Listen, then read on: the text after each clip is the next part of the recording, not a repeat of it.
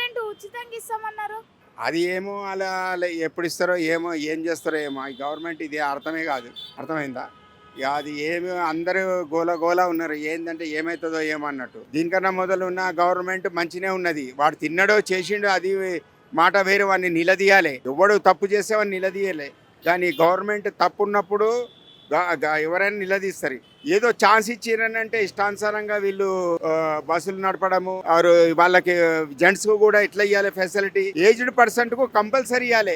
Aged person చాలా మంది ఉన్నారు. వాళ్ళు అందరూ ఏమంటున్నారు, ఏంది మాకేం ఫెసిలిటీస్ ఉన్నది, ఏజ్డ్ పర్సన్ ఫెసిలిటీస్ నాదనే కాదు, అట్లా వేల మంది ఉన్నారు. ఫిజికల్ హ్యాండిక్రాఫ్ట్స్ కి ఇచ్చారు, లేడీస్ కి ఇచ్చారు, జెంట్స్ అంటే యంగ్ అంటే వాళ్ళకు స్టూడెంట్స్ కి ఇచ్చారు. అందరికి ఇచ్చినాక ఏజ్డ్ పర్సన్ ఏం చేసారు, ప్రైవేట్ ఉన్న వాళ్ళకి ఎంత ఇబ్బంది అవుతుంది. అందరికి ఆలోచనలు ఉంటాయి, అందరికి ఫెసిలిటీ కావాలంటారు. ఓటు అడిగేందుకు వస్తారు, ఓటు వేసుకుంటారు, మళ్ళీ వాళ్ళ పనులు వాళ్ళు. అది అండర్స్టాండింగ్ ఉండాలి.